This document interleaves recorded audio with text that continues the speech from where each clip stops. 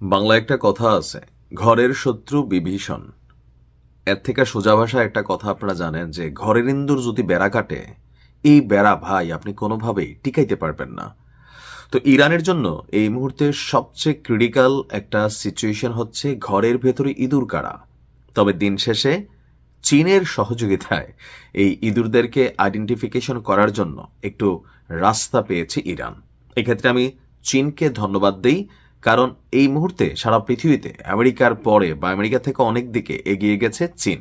গোয়েন্দা তথ্য, এই ধরেন ঘরের ইঁদুর চিহ্নিতকরণ তথ্য, সামরিক শক্তি সবকিছু মিলিয়ে। আর চীনের সাথে ইরানের যেহেতু একটা ভালো সম্পর্ক আছে, সেই ক্ষেত্রে চীনারা একটা সাপোর্ট দিয়েছে। চীনা পর্যবেক্ষক এবং সামরিক বিশ্লেষকরা ইরানকে সতর্ক করেছেন যে ইরানি গোয়েন্দা সংস্থায় এবং দেশটির স্পর্শকাতর স্থাপনাগুলোতে মোসাদের এজেন্টদের অনুপ্রবেশের ক্ষেত্রে ইসরায়েলি গোয়েন্দা সংস্থাটির সাফল্য বিশ্বব্যাপী নিরাপত্তা ঝুঁকির একটি প্যান্ডোরার বাক্স খুলে দিয়েছে। বেইজিং বিশ্বাস করে ইরানে ইসরায়েলের এজেন্ট স্থাপন এবং ভেতর থেকে দেশটির বিমান প্রতিরক্ষা, রাডার সিস্টেম নিষ্ক্রিয় করার ক্ষমতা গোয়েন্দা যুদ্ধের একটি নতুন ধরনকে সামনে নিয়ে এসেছে। অর্থাৎ গত বছর যেই ঘটনাটা ঘটল, এর বিরুদ্ধে ইরানকে সতর্কতা অবলম্বন এবং ইরানের জাতীয় নিরাপত্তা ব্যবস্থাকে শক্তিশালী করা জরুরি হয়ে পড়েছে। এ কারণে ইরানে ইসরায়েলি গোয়েন্দা অনুপ্রবেশ রোধ করা এবং দেশটিতে বর্তমানের মোসাদের যেসব এজেন্ট সক্রিয় রয়েছে তাদের শনাক্ত করে গ্রেপ্তার করতে প্রযুক্তির সহযোগিতা বৃদ্ধি করেছে চীন।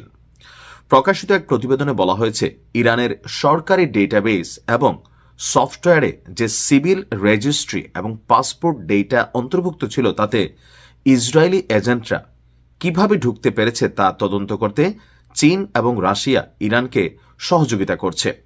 এই সহযোগিতার লক্ষ্য হল মোসাদ যে প্রযুক্তিগত ফাঁকগুলোকে কাজে লাগিয়ে ইরানের স্পর্শকাতর সামরিক এবং পারমাণবিক লক্ষ্যবস্তুতে পৌঁছাতে পেরেছিল, সেই সব ফাঁকফোকর এইবার বন্ধ করা।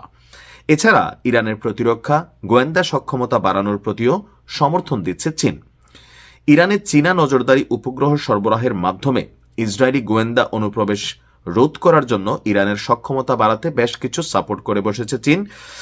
ইরান তার দূরবর্তী পর্যবেক্ষণ এবং গোয়েন্দা তথ্য সংগ্রহের সক্ষমতা বাড়াতে চেংগুয়াংয়ের মতন শীর্ষস্থানীয় চীনা কোম্পানিগুলোর কাছ থেকে উন্নত প্রযুক্তি এবং সাহায্য পাচ্ছে, যাতে এর মাধ্যমে তারা ইসরায়েলি গতিবিধি বা মার্কিন যুক্তরাষ্ট্রের গতিবিধি আরও সঠিকভাবে ট্র্যাক করতে পারে।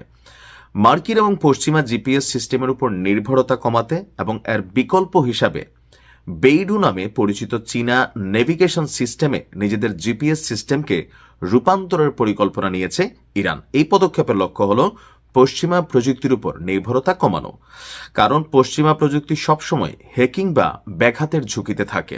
এর আগে ফাঁস হওয়া একটি প্রতিবেদন বলছে, ইরানের প্রতিরোধ সক্ষমতা জোরদারে সামরিক সহযোগিতা করবে চীন।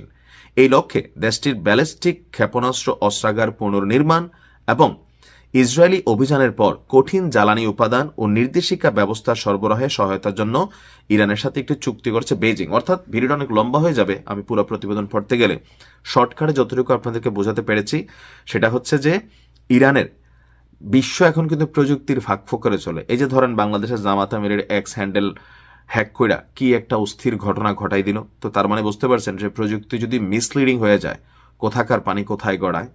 তো সেই ক্ষেত্রে ইরানের যে দুর্বলতাগুলো আছে সেগুলোকে সাপোর্ট করতেছে চীন, আর চীনকে এজন্য আমি আন্তরিক ধন্যবাদ দিই। ভালো থাকবেন।